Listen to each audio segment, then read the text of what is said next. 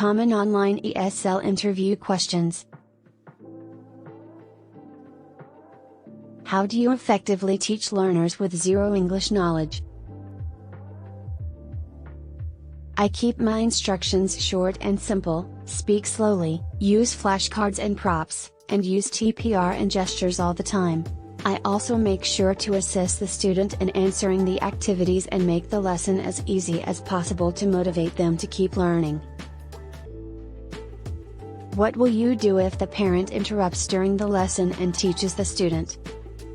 I will let the parent teach the student, but if the parent persistently interrupts, then I will tell the parent, "Thanks mom for helping, S name, but I think your daughter/son is smart enough and he or she can do this with my help. This time it is S name's turn. Don't worry. I will help your son/daughter." I will inform the parents by sending a message through the chat box. If the parents can't understand me, I will notify the admins or support after the lesson via chat so that they will inform the parents that their participation is not required. What will you do if the student cries during the lesson? I will handle it as best as I can. I will try my best to calm the student. I will show the student some things or toys that might catch the student's attention. I will also make sure to make the lesson as easy as possible and make the student feel comfortable by smiling all the time.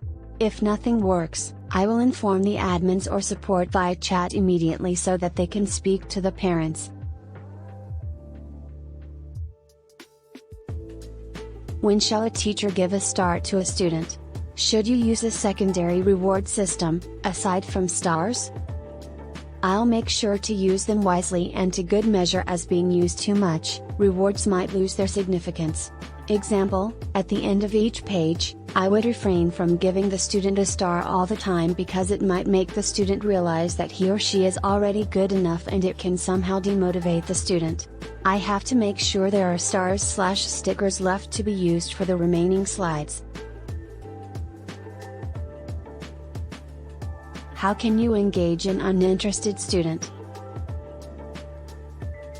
I will build rapport and ask about something he or she might like, questions which are appropriate to the student's level. For beginners, I can ask questions about colors, toys, and food. For advanced learners, questions about video games, sports, friends, and hobbies. How can you engage a distracted/misbehaved student? Using a smartphone, playing with toys, drawing. I will try my best to engage the student by being excited, using props, and flashcards, and making the lesson fun by changing my voice, soft/loud, slow/fast. I can also play competitive games since kids love competition, by using the writing tools in the classroom, then praise the student. I could also inform the admins after the lesson so that they can speak to the parents. What will you do if the student can't use the mouse? I won't force the student to use the mouse if the student is having trouble. I will do the writing/drawing myself, and I will let the student follow my hand in drawing circles or writing the letters. I could also inform the admins after the lesson so that they can speak to the parents. What will you do if the parent tries to communicate with you in a different language that you don't understand?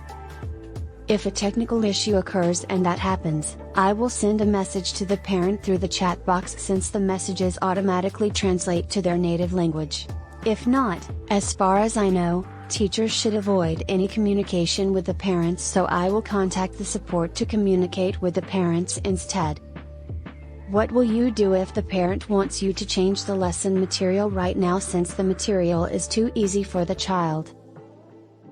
I will tell the parent that it is impossible to change the lesson at the moment.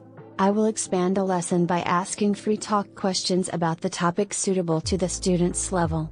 After the lesson, if the student is a fast learner and if the lesson is too easy for the student, I will contact the support and request a level adjustment based on my assessment and as requested by the parent.